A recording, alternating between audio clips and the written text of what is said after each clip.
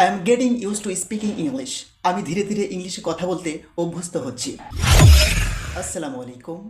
Hello friends. A very good day to you all. This is Abdul Rahim here. Today I would like to share a most amazing sentence. So let's begin. প্রিয় বন্ধুরা, আজকে আমরা একটি sentence দিয়ে শত শত বাক্য তৈরি করতে পারবো নির্দ্বিধায়। শুধুমাত্র ভার্বগুলো চেঞ্জ করে আপনি আপনার মন খুলে ইংলিশে কথা বলতে পারবেন ইনশাআল্লাহ। সো ফার্স্ট অফ অল আপনাকে এই বিষয়টি জেনে রাখতে হবে এবং এই বিষয়টি মনে রাখতে হবে যে আই অ্যাম গেটিং ইউজ টুর পরে অর্থাৎ ভার্বে আইএনজি বসাতে হবে।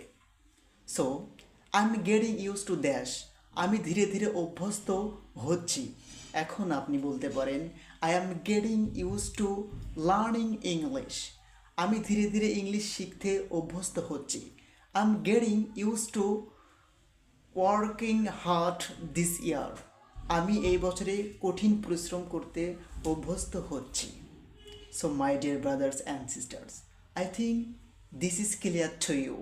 So you have to practice, practice and practice.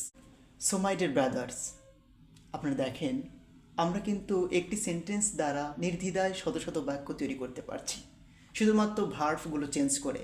So first of all আমি আবারও আপনাকে রিপিট করতে চাই, I am getting use to speaking English, আমি ধীরে ধীরে ইংলিশে কথা বলতে অভ্যস্ত হচ্ছি। I am getting use to working hard, আমি ধীরে ধীরে কঠোর পরিশ্রম করতে অভ্যস্ত হচ্ছি। সো আপনি যদি অনর্গলে ইংলিশে কথা বলতে চান তাহলে এগুলো আপনার মাস্ট বি প্রয়োজন।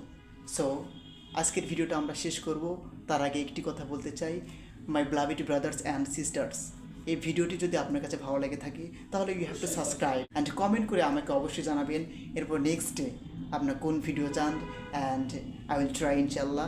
সো এবং আমি ভিডিওর শেষে এই লেখাগুলো আপনাদের সম্মুখে সুন্দরভাবে উপস্থাপনা করব ইনশাআল্লাহ। Please you pray for me and I will pray you. Have a good day. Bye bye. আসসালামু আলাইকুম ওয়া রাহমাতুল্লাহ।